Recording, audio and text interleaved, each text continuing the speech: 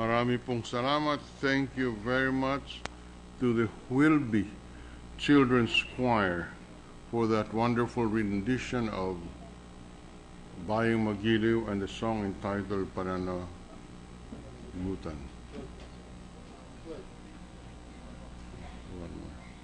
With the permission of the chamber, I'm sorry? 30.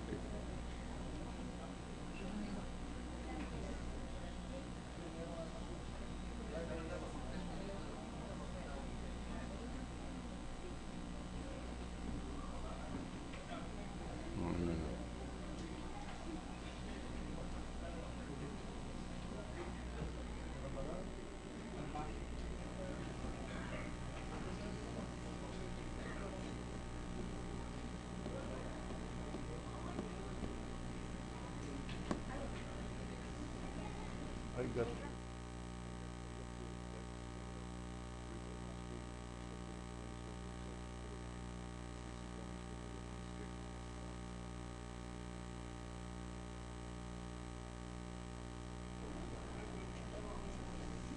Bong, happy birthday.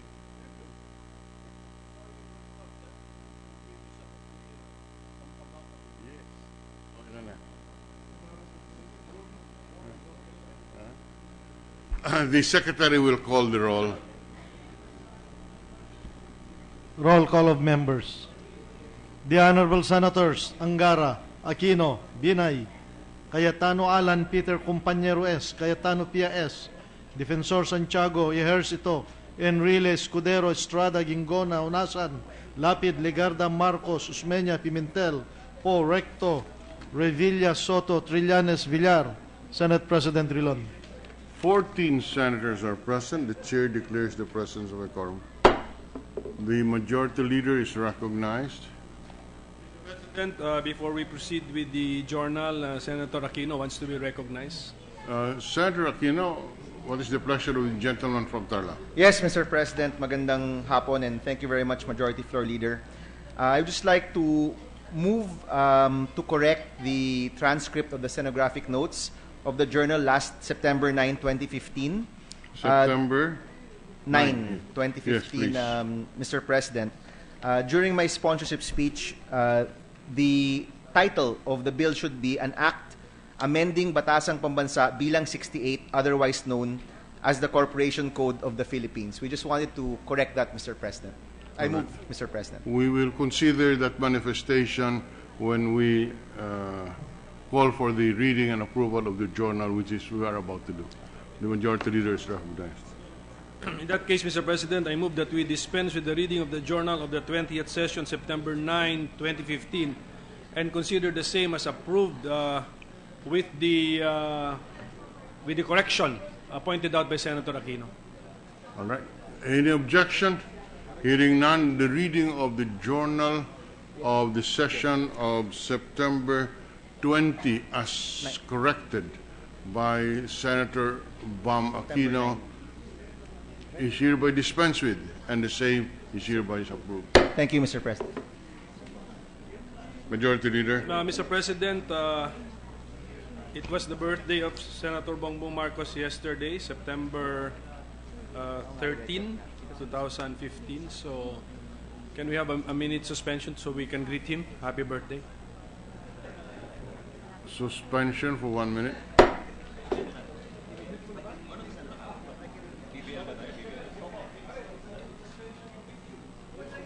Let's greet him.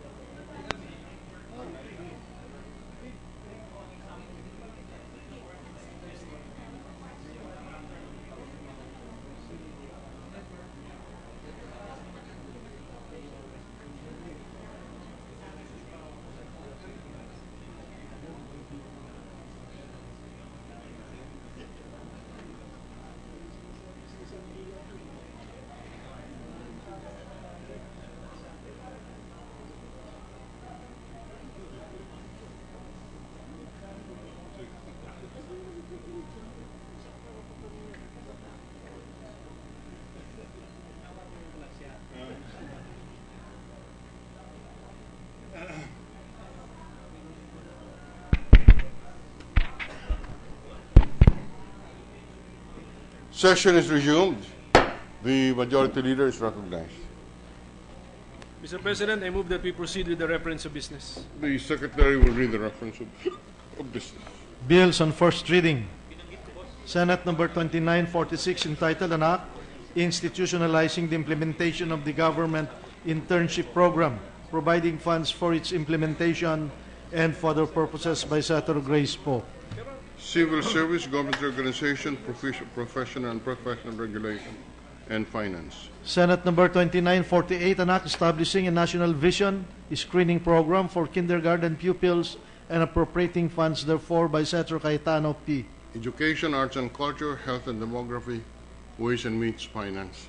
Resolutions, PS Resolution number 1577, directing the proper Senate committee to conduct an inquiry in aid of legislation to report that fishing and seafood industries in Capiz Province are severely suffering amid red tide at Defensor Santiago. Agriculture and food, environment and natural resources. PSR number 1578, directing the proper Senate committee to conduct an inquiry in aid of legislation to report that enforced disappearance remains a problem in the country despite that passage of legislation against it, Senator Defensor Santiago. Justice and human rights. PS Resolution number 1579, directing the proper Senate committee to conduct an inquiry in aid of legislation on the Commission on Audit report that the Power Sector Assets and Liabilities Management Corporation illegally awarded the rehabilitation of the hydroelectric plant in Iligan City, Senator Defensor Santiago. Energy and finance. Yes, Resolution number 1580, directing the proper Senate committee to conduct an inquiry in aid of legislation on the 2014 Commission Audit report that the Philippine Navy failed to comply with the Government Procurement Reform Act in its purchase of goods and services totaling 239 million pesos, Senator Defensor Santiago. National defense and security. PS Resolution number 1581, directing the proper Senate committee to conduct an inquiry in aid of legislation on the report that the Bureau of Customs taxed a martial arts fighter for a championship belt, Senator Defensor Santiago. Ways and Means. Committee report. Committee report number 248, prepared and submitted by the Committee on Urban Planning, Housing, and Resettlement on Senate number 2947, with Senators Marcos Jr., Defensor Santiago, Ramon Bong Revilla Jr., and Joseph Victoria Hercito as authors thereof, entitled an act strengthening the balanced housing development program, amending for that purpose Republic Act number 7279 is amended by Republic Act number 9397, otherwise known as the Urban Development and Housing Act of 1992, recommending its approval in substitution of Senate numbers 2065, 2263, 2617, and House number 4116, sponsor Senator Joseph Victor Ejercito. The calendar for ordinary business. The Majority Leader. Before we proceed, Mr. President, I move that we acknowledge the presence in the gallery of the Bangsamoro Business Club, headed by the President Muhammad Omar Pasigan, and the students from Xavier University of Ateneo de Cagayan, headed by Dr. Dixon Yasay. They are the students under the Doctorate of Public Administration program of the Xavier University. The students of the Xavier University Public Administration course, headed by Dr. Dixon Yasay, is recognized and their presence is made of record for this afternoon session. Mr. President, we are in receipt of the Conference Committee report on the disagreeing provisions of Senate Bill number 2752 and House Bill number 5217 on microfinance NGOs. Copies of the report have been distributed to the senators. Mr. President, with the consent of the Senate, I move that we consider the aforesaid Conference Committee report. Consideration of the Bicameral Conference Committee report on the disagreeing provisions of Senate Bill 2752 and House Bill 5217 is in order. I move that we recognize the sponsor, Senator Bam Aquino, to present the Bicameral Conference Committee report. Senator Bam Aquino is recognized. Thank you, Mr. President. Mr. President, I have the honor to submit a copy of the Conference Committee report with a joint explanation on the disagreeing provisions of Senate Bill number 2752, entitled an act strengthening non-government organizations engaged in microfinance activities for the poor, and House Bill number 5217, entitled an act governing the accreditation of microenterprise development institution, as my sponsorship speech, and consider it read in toto into the records, Mr. President. Any objection? Hearing none, the joint explanation of the Conference Committee and the disagreeing provisions of Senate Bill 2752 and House Bill 5217 are considered as read into the record. Thank you, Mr. President. And is there any objection to the approval of this report? The chair hears none. The report is hereby adopted. With the consent of the Senate, I move that we recognize Senator Gingona to speak on a matter of public interest. Senator Gingona is recognized on a question of public interest. First, thank you, Mr. President.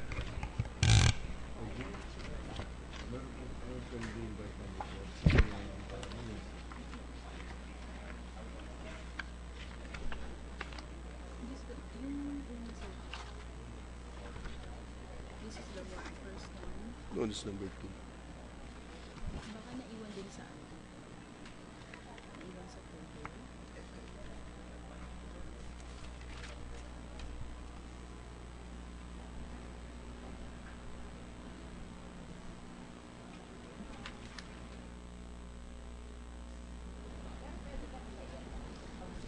Thank you, Mr. President.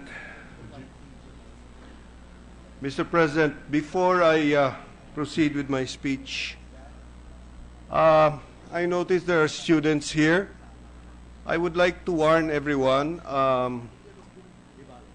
the pictures that will be seen will be quite gory. So kung mahina po ang tiyan ninyo, or kung may mga bata po dito, please take them out of the room. Or kung mahina tiyan ninyo, I'm forewarning everyone, there will be quite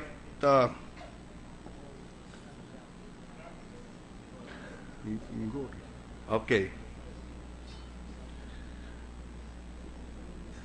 Mr. President, I'm here to report on what happened in the days between August 30 up to September 1 in the province of Surigao del Sur, in the municipality of Lianga, province of Surigao del Sur.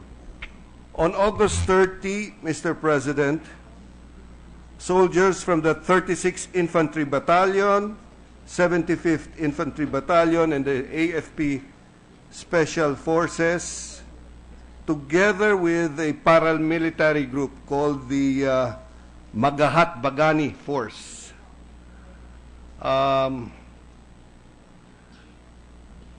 conducted community relations operations on that day in a remote village in Sitio Hanayan. Sitio Hanayan is a place inhabited by Lumads. Sa Tagalog, ang tawag diyan mga katutubo.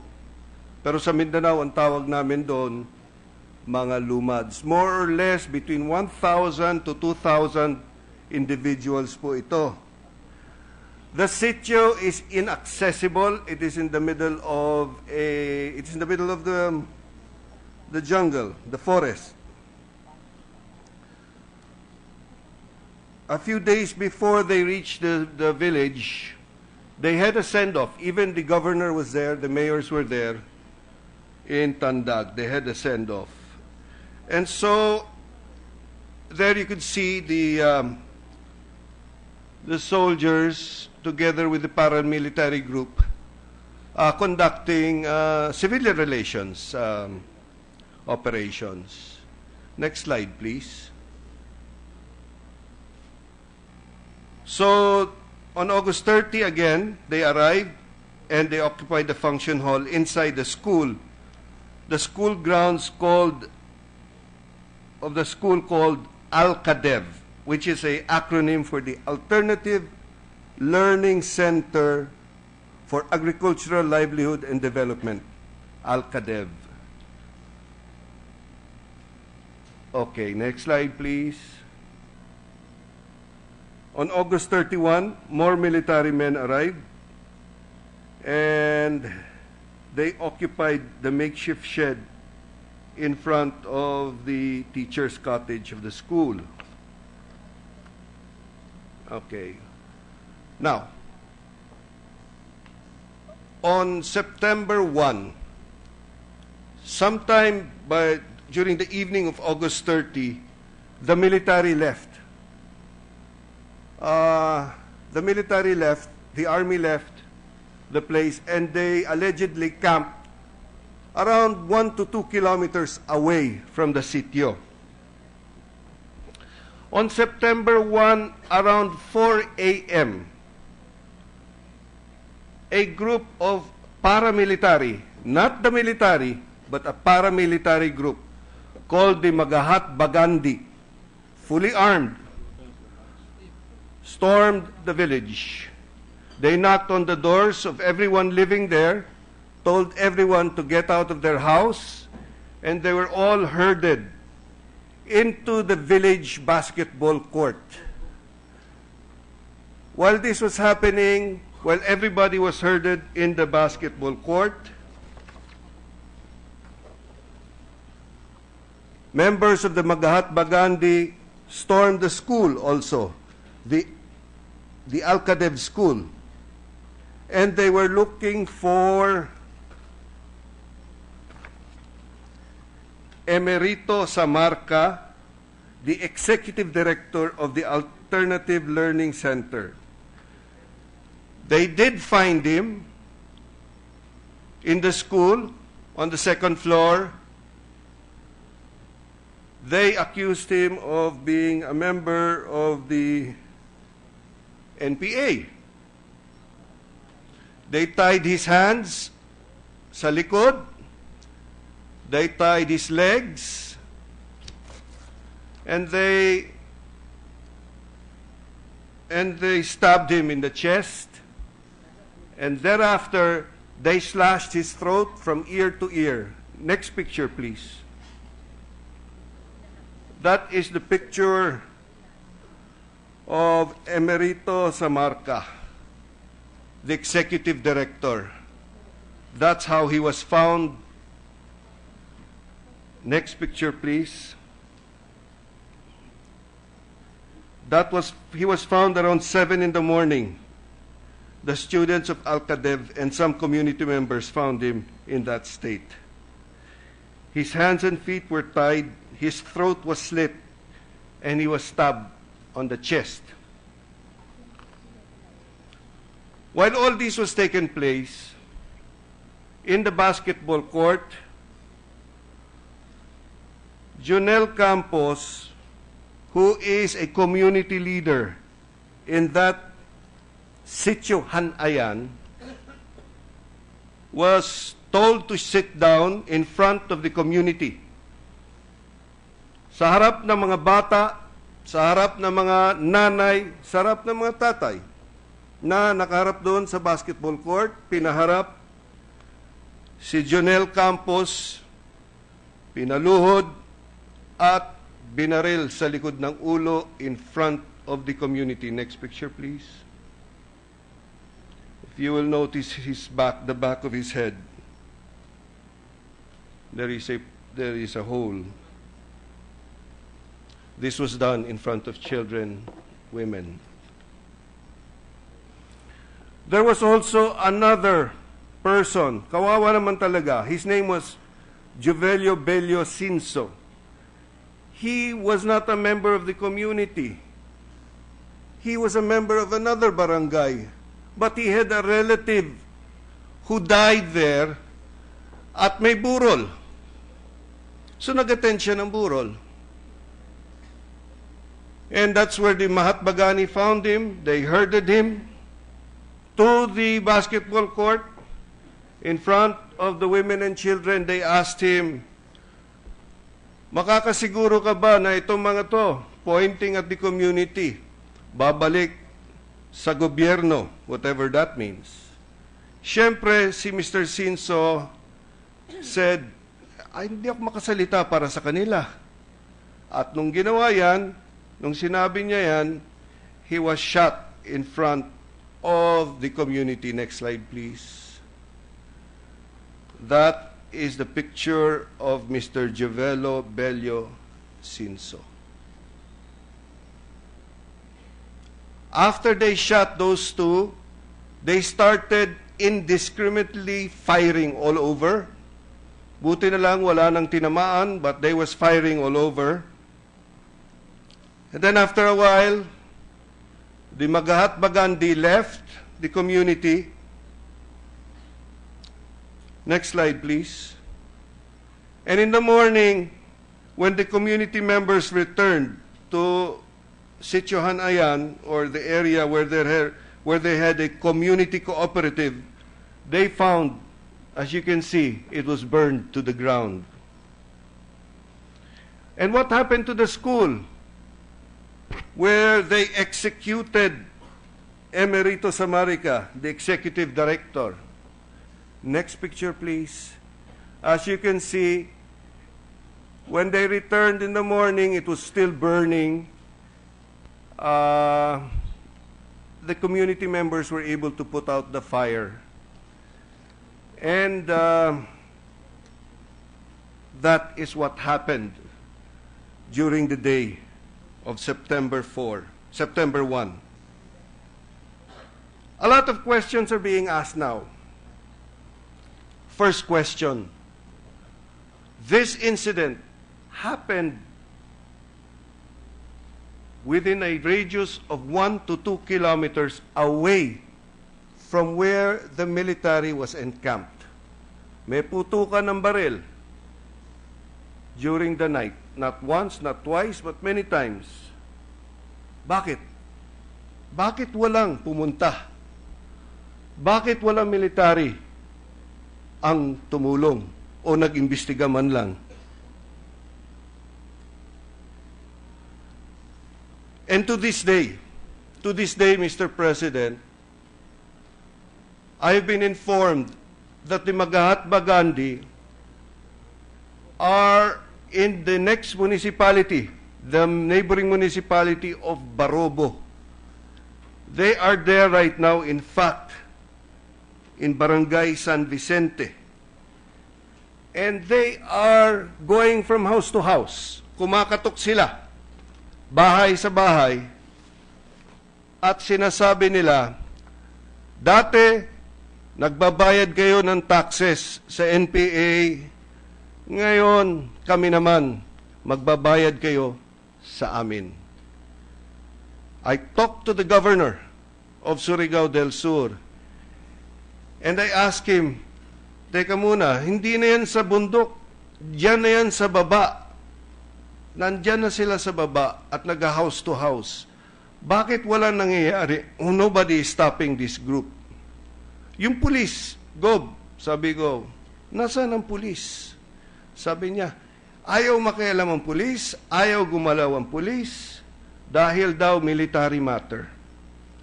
Mr. President, this is the state that we have right now in certain municipalities in Surigao del Sur. Clearly, this is not the rule of law. Clearly, this is anarchy. Some say that this was done because they were sympathizers of the NPA. Especially daw yung executive director na tinorture nila, na pinutol nila yung leeg from ear to ear. Well, I did ask the governor, and he swore to me that that person was not a member of the NPA, was not even left-leaning. He was just there to help the community run the school, teach the children, teach the farmers. Mr. President, why are people who are not members of the police, who are not members of the military, going around with high-powered firearms, shooting people, torturing people, knocking on doors, extorting from citizens? Kawawa naman, mga mangingisda at mga magsasaka yung mga yan. They tell me, noong araw, dyan sa sityohan na yan, nung wala yung military, dumarating yung NPA. At ini-extort din sila. Tinatak sila. They call it the revolutionary tax. At minsan may executions din sila. Pag-alis ng NPA, darating ang paramilitary group. At i-accuse sila na pro-NPA sila. Tinutorture din sila. Tinatax din sila. Or ini-extort sila. Who do they turn to, Mr. President? Where is our government, Mr. President? Mr. President, I think it is time that the Senate as an institution put its foot down and do our little bit in restoring the rule of law. Let us conduct an investigation. And the request of the governor is, let's conduct an investigation not here in Metro Manila, but there in Surigao del Sur, so that he can bring the witnesses, the numerous witnesses, the numerous victims, the wives of those who have died, to testify, to tell what has happened. And these are the questions. Why did the armed forces not do anything? Number two, why are the police not doing anything also when you have armed men knocking on doors of civilians? Mr. President, I think it is time that we as an institution do our share. This situation is alarming. This situation seems like there is anarchy in Surigao del Sur. Mr. President, I ask that the Senate acts now, that the Senate, as an institution of government, do its part let us restore the rule of law in Surigao. Thank you, Mr. President. The Majority Leader. Senator Ligarda wishes to be recognized for Senator Ligarda interpellation. is recognized if the gentleman from Bukidnon will yield. Yes, Mr. President, most certainly. Yes, Mr. President. First of all, I would like to associate myself with the good gentleman from Mindanao who has delivered an impassioned plea, an impassioned speech to condemn the Lumad killings, not only in Lianga, Surigao Sur, but in other parts of the country. This incident is not isolated. This incident should not be tolerated. This incident indeed must be wholly condemned by the institution. And yes, I agree with you that a Senate investigation should be conducted right away, and justice must be served not only to the 3 deceased persons and their families, but all the previous Lumad killings in different parts of the country. In fact, Mr. President, I authored a Senate resolution on this subject dated September 8. I am not certain to which Senate committee it was referred to, if it was the Justice Committee, or perhaps my committee as Chair of Cultural Communities, or the Local Governments Committee, may we know, and I would join the good gentleman from Mindanao.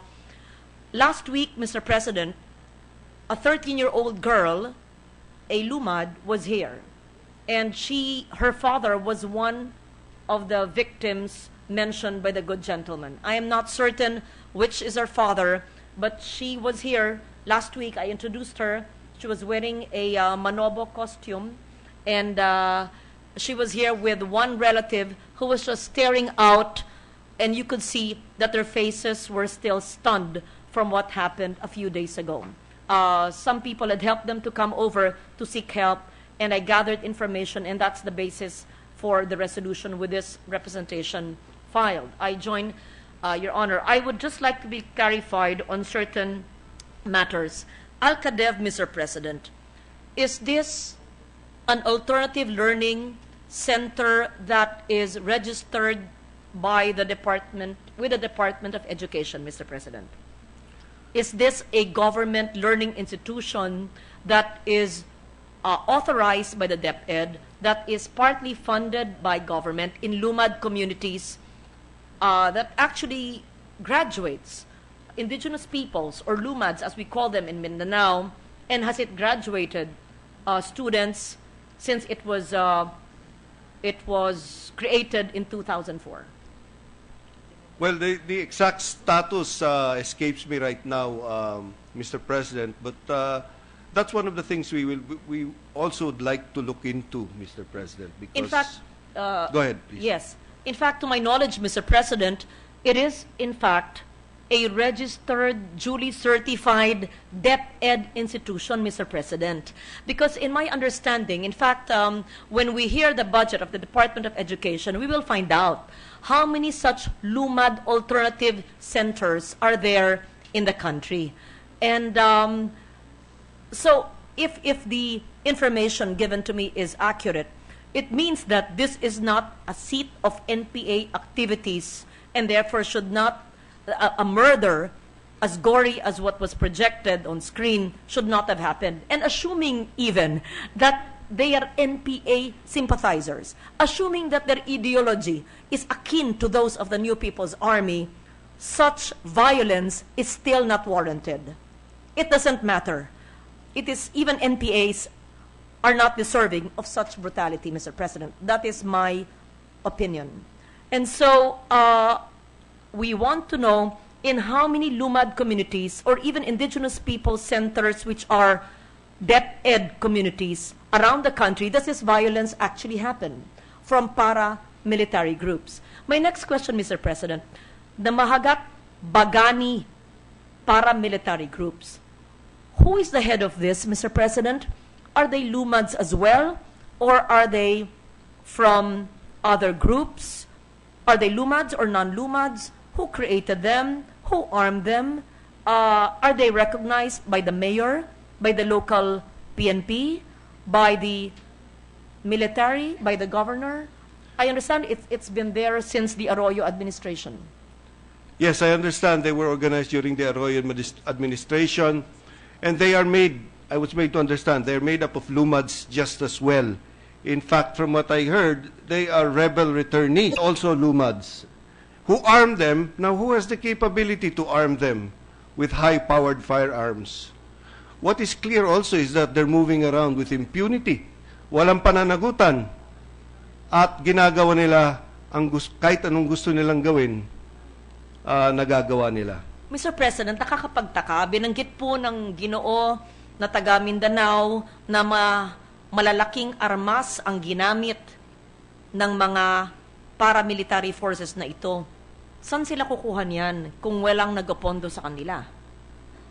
That is a question which needs an answer. And I hope we can get the answer during the Senate hearings. May I know, Mr. President, you may have the information, how many members does this Bagani group have? Mr. President, I have no knowledge of the numbers that they have. There are figures bruited about, but of course, being an informal gangster, or I would call them a gangster organization, I do not know how many members they have. Mr. President, this happened in Barangay Jatagon, Lianga, Surigao Sur. In April of 1999, I went to Barangay Jatagon, Surigao Sur, in Lianga. It is a logging area. It is a mining province. Is it possible, Mr. President, that these paramilitary forces are created by such logging or even mining interests? Well, I wouldn't jump to that conclusion immediately. It is true, one of the leaders, yung pinaluhod nila sa harap ng community at binaril sa likod ng ulo, was the head of a group that was against mining. Yes. But the executive director of the ALCADEV, the Learning Center, which, Mr. President, you said is a DepEd accredited institution. Based on information I gathered. Yes, is certainly not against mining. They're just there to help the community and provide education to the community. You're correct. And whether you are pro or against mining, it does not justify being beheaded. I was just informed, Mr. President, that the 13-year-old girl, the young Lumad girl who visited the Senate, who I spoke with last week, was actually the daughter of Samarca, the ALCADEV executive director. She was here last week. I should have introduced her to you. She's 13 years old. I also understand that Senator Marcos has a similar resolution.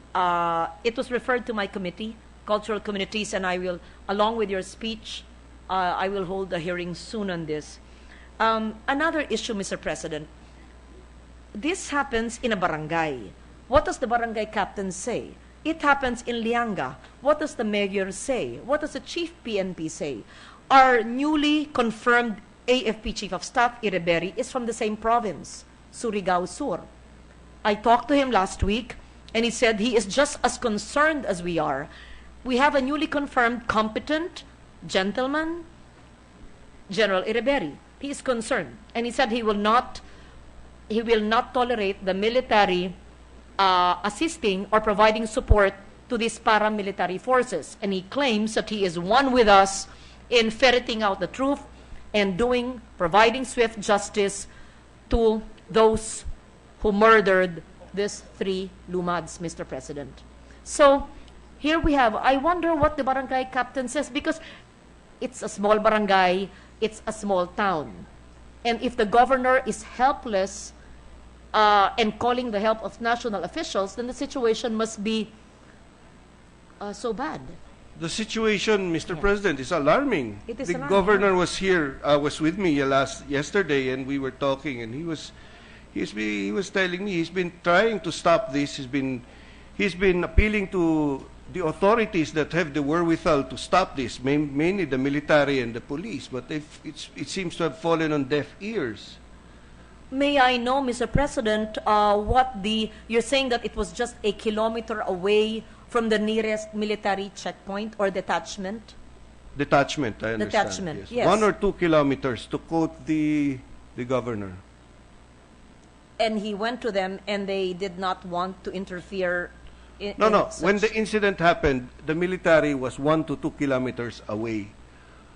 So, if you're 1 to 2 kilometers away, tapos meron nagpaputok ng baril, not once, not twice, but many times, maririnig mo yun. At syempre, nanggaling ka dun kasi just the other day, doon ka nanggaling, may pictures tayo, pinakita. Doon sila nanggaling, doon sila gumawa ng community operations. Yet walang pumunta. Walang pumunta. You're correct, Mr. President. And based on the stories related to me by the daughter of the slain executive director, they were brought to a basketball court. Maybe that was part of the pictures that you showed. And they were just massacred in front of more than 50 families belonging to Barangay Jatagon in Lianga, Surigao Sur. It was very traumatic for all of them, and I could see it in the face and the eyes of that young girl. So this is very alarming, using the words of the good gentleman. And what do you think, Mr. Chairman, is the way forward in the investigation of this incident? It might Well, just actually, investigation is one thing that we can do. But you know, the first thing that has to be done is action. There must be action by the military. It must be concrete. It must be felt immediately by the community. And it must be communicated to the country what they are doing to stop this. should it be the They military or the DILG, the PNP? As far as the Magatma Gandhi in the mountains, Bagani, then it should be the military. But as far as the municipality of Barobo, where they are knocking on doors from house to house, that is a police matter. And the police refuse to move. Para saan pa pala yung police? I think the DILG secretary should look into the matter, and I think you should either replace the police force with a police force that is willing to do its duty to protect the citizens. We cannot have a police force that will not move whenever there are armed men in the community. Para saan pa? There must be action on the part of the military and the police. Concrete, visible action. And these action should be communicated so that people will know, so that trust can go back to the government. Mr. President, I can already hear and foresee what the officials will tell us in the hearing. And they will say that those who were killed were NPAs, that it was an operation. Because Jatogon, the barangay, and Lianga is really, in a way, NPA territory. In fact, that is where I rescued at the time Sergeant Alpio Lozada when he was captured by the CPP, NPA, NDF in 1999. And I went to a logging area, a logged road, into the jungles to meet the NPAs who handed over Sergeant Alpio Lozada. So it is possible that they will tell us that it was actually an operation against the NPAs. But even if assuming they are NPAs, they don't deserve to be killed that way or killed at all. Yes, Mr. President. Yun ang unang tinanong ko kay Governor Pimentel. Sabi ko, ano ba ito? Baka mga NPA. Sabi niya, matagal ko nang kilala yung mga taong yan. Hindi yan mga NPA. I know them. I live there. I know these people. So, I will take his word at it. Secondly, when I was looking at the Inquirer, I don't know if this will help. I was looking at the Inquirer yesterday. I came across an article about the Al-Qaeda in that particular place, specific place, and they had a picture of Angel Locsin. She spent 2 days there immersing, not to do a film.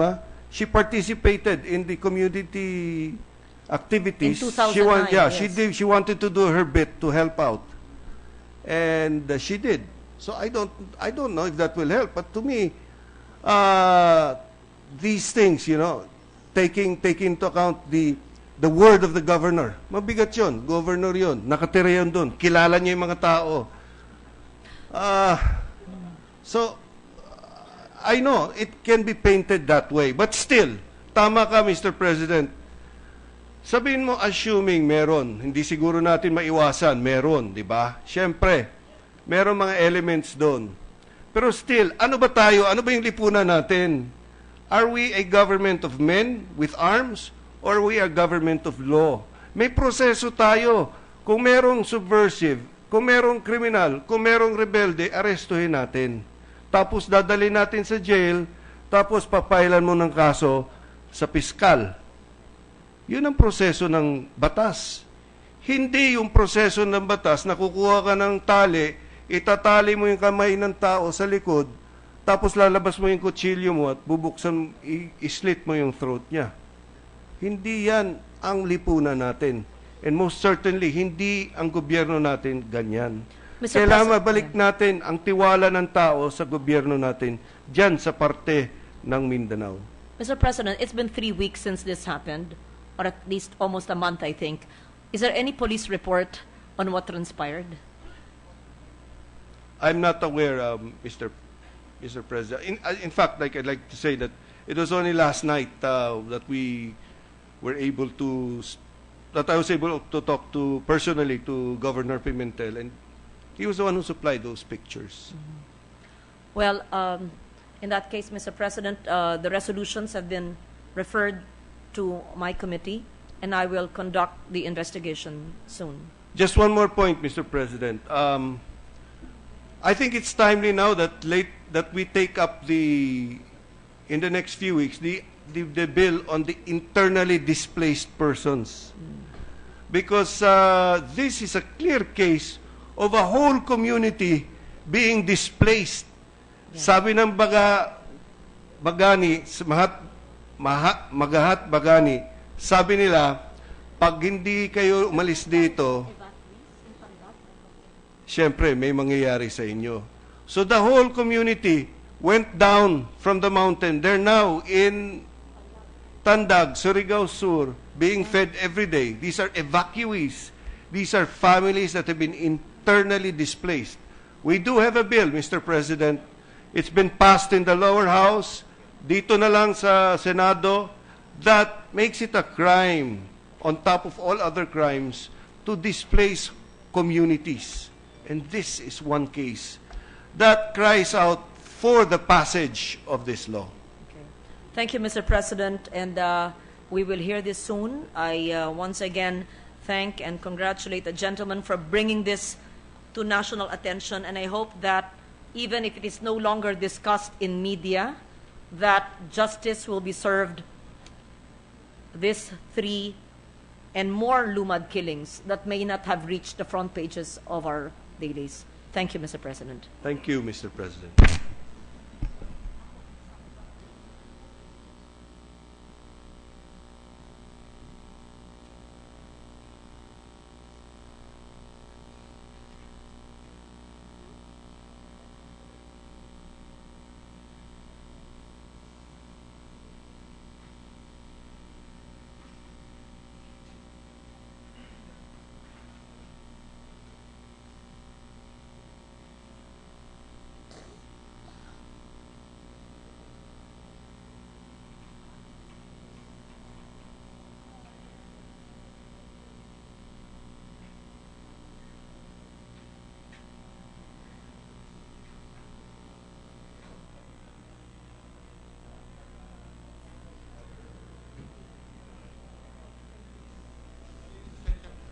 So, 1 minute suspension.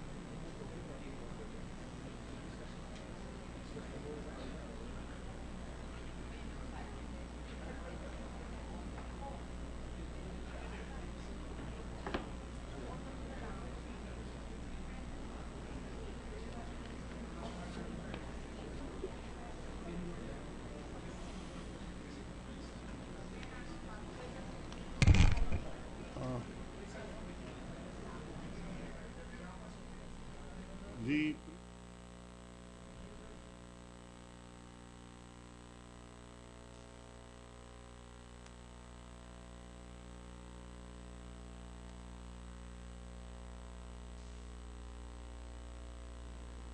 Secondary, sir, yung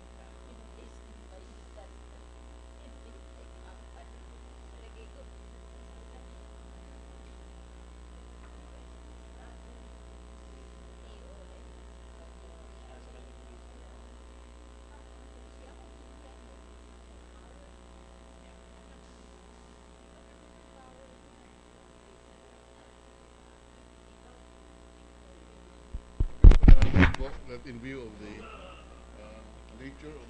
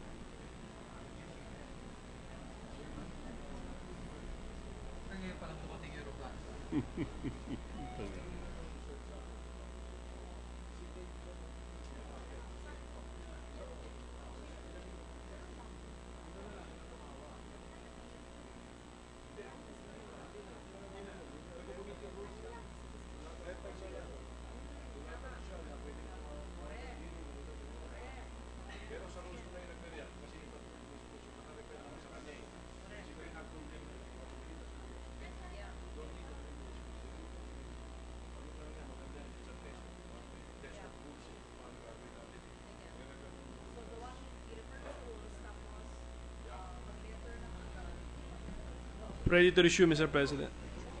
session is resumed. Well, in view of the gravity of the subject matter of the privileged speech, as well as the previous referrals of 3 related resolutions to the Committees on Cultural Communities and National Defense and Security, I move that we refer the privileged speech of Senator Gingona and the interpellation thereon of Senator Ligarda to the Committee on Rules, so that the ultimate committee or committees to which this will be referred will be studied by the committee. Any objection? Hearing none, the speech and the interpellations thereon is referred to the Committee on Rules for purposes of determining which committee or committees will be the most appropriate to tackle the issues. With the consent of the Senate, I move that we resume consideration of Senate Bill number 2923 under Committee Report number 215. This is the bill on anti-agricultural smuggling, Mr. President. Any objection? Hearing none, consideration of the measure is in order. The parliamentary status is that the sponsor delivered the sponsorship speech last September 2. I thus move that we open the period for interpellations. Period for interpellation is in order. I move that we recognize the sponsor, Senator Villar. Senator Villar is recognized.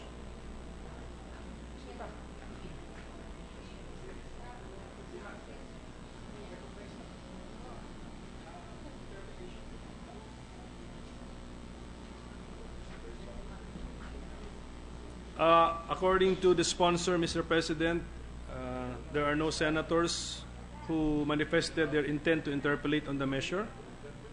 So, no? No interpellation? Okay, so I thus move that we close the period for interpellations, Mr. President. Just one clarification for the record, if the sponsor will allow. Tita, question siya. Question. May question. Anti-agricultural smuggling. Okay. Yeah, the chair would just like to be clarified, Madam Sponsor. When we say aggregate amount, is this a single shipment, or would it cover several shipments amounting to, say, 1 million or 10 million? One single shipment. One single shipment. So that a series of shipments which are less than Yes. less than the amounts, but would not be considered Yes, as yes. an economic sabotage. Yeah, yes. Mr. President. Thank you very much. Thank you, Mr. President. So, I move that we close the period of interpellations, Mr. President. Period for interpellation is terminated. I move that we open the period for committee amendments. Period for committee amendments is hereby opened. And to be recognized as sponsor, to introduce proposed committee amendments, Senator Villar.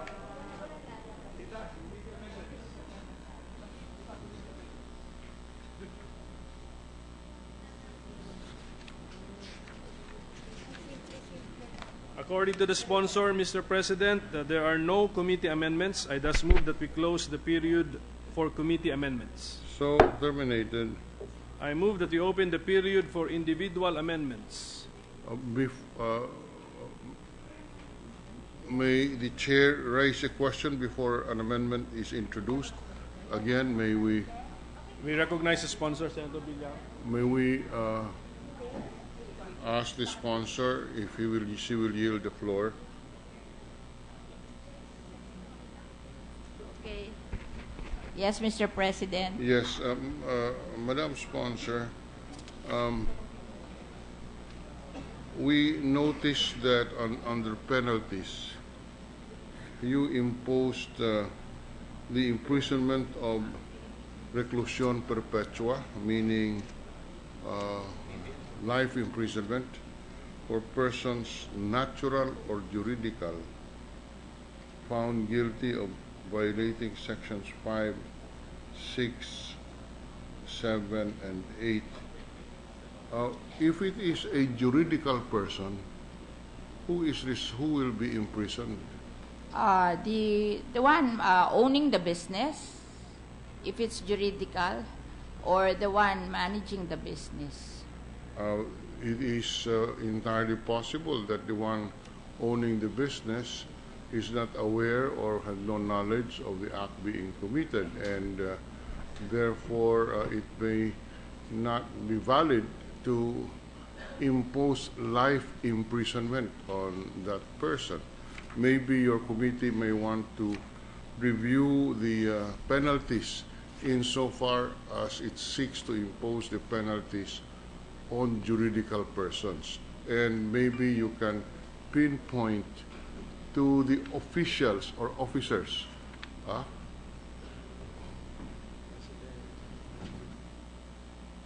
I'm sorry.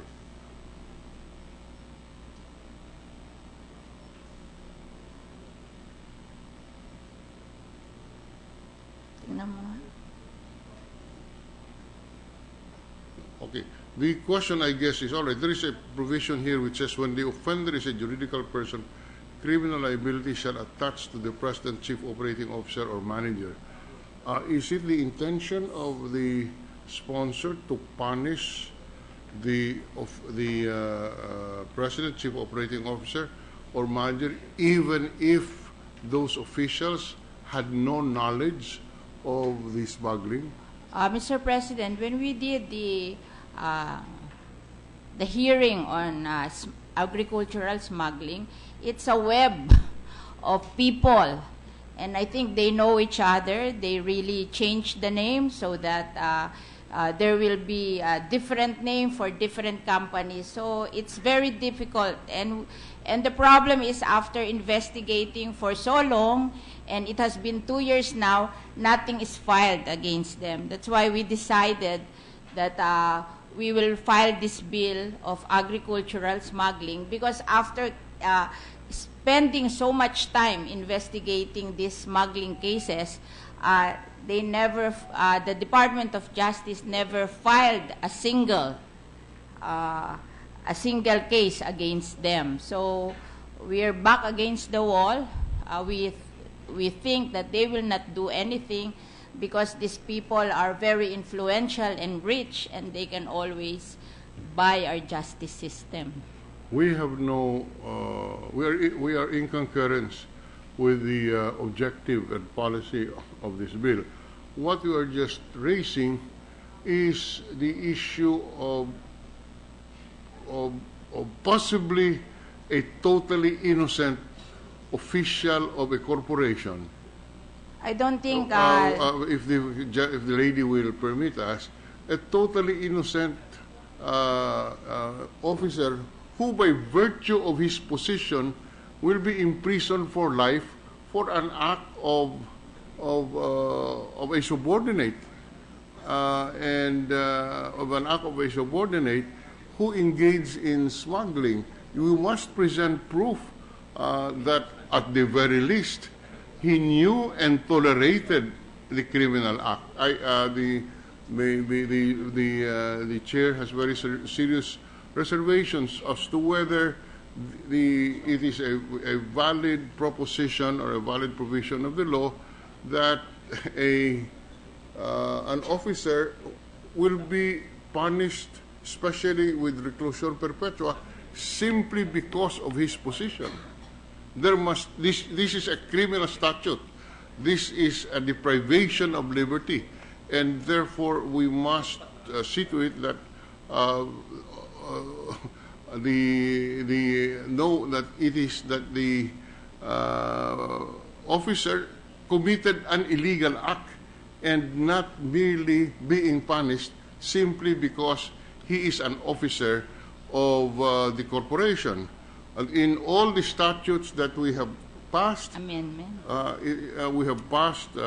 it has always been, in cases of juridical person, punishing the officer who knowingly participates or abets a criminal offense. Especially in this case, Madam Sponsor, you imprison for life an officer simply because of his position, not because of his guilt. Mr. President, since I'm not a lawyer and Yes. you are the lawyer, Yes. I guess we will accept whatever amendment you want to. The reason I'm pointing it out is maybe, yes, we will help and propose amendments, but maybe your committee also can start thinking about this, because it is the committee has proposed this policy, and the committee may also wish to do that. But yes, we will examine it, Madam Sponsor. We will accept amendments from you. Yes, we will study it, and with your indulgence, if we can suspend consideration of the measure until we can come up with the. Okay, thank you very much, Mr. President. Thank you. So just to be clear, Mr. President, I think the parliamentary status is now, we just terminated the period for committee amendments. That's correct. When we take this up, we will now go to the period for individual amendments. Yes.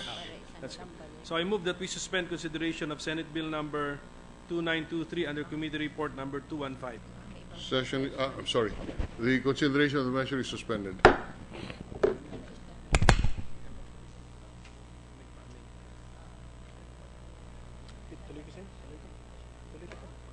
With the consent of the Senate, I move that we resume consideration of Senate Bill number 2831 under Committee Report number 175. This is the bill on Philippine Halal export development and promotion, Mr. President.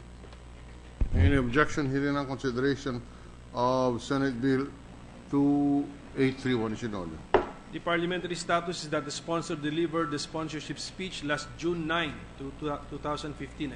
I thus move that we open the period for interpellations. Period for interpellation is in order. And I move that we recognize the sponsor, Senator Villar. Senator Villar is recognized. So, there being no interpellations on the measure, Mr. President, I move that we close the period for interpellations. Period for interpellation is terminated. And I move that we open the period for committee amendments. Period for committee amendments is in order. And I move that we recognize again the sponsor, Senator Villar. Senator Villar is recognized. Mr. President, there are no committee amendments because this is already a substitute bill. So, Mr. President, there being no committee amendments, I move that we close the period for committee amendments. Baka siya may makita lang. 1 minute suspension with the permission of the chamber. Yung appropriate.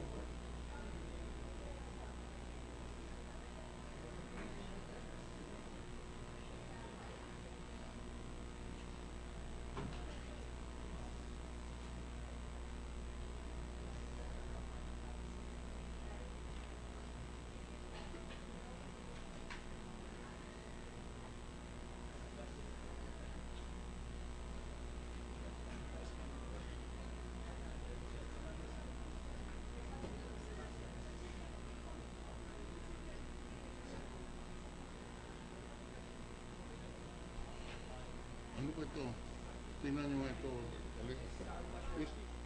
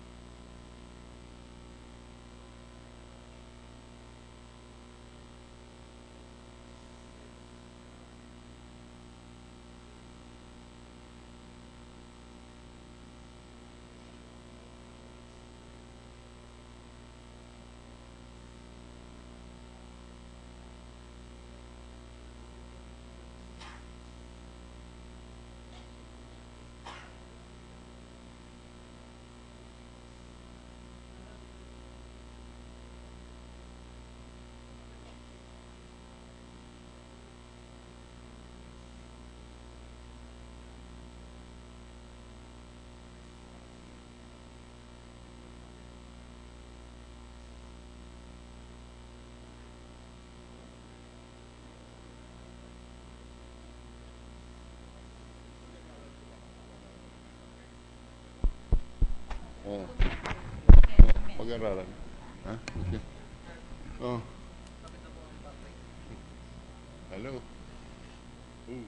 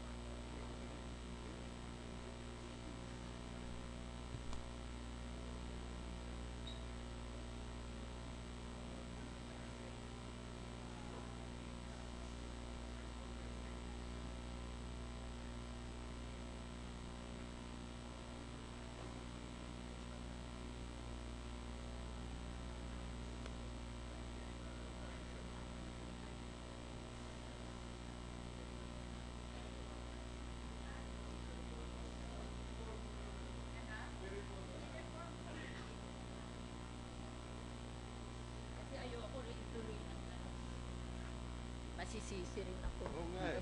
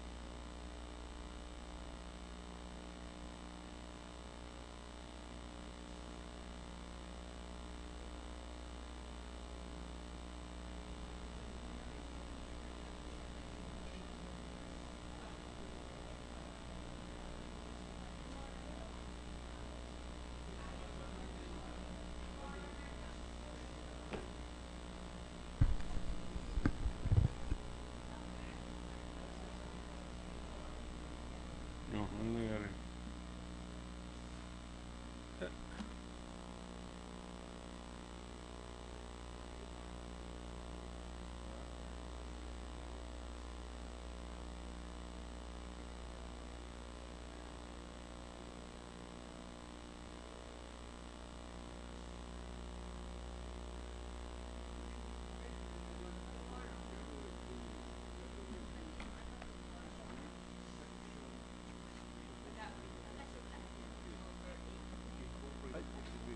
Ganun ba?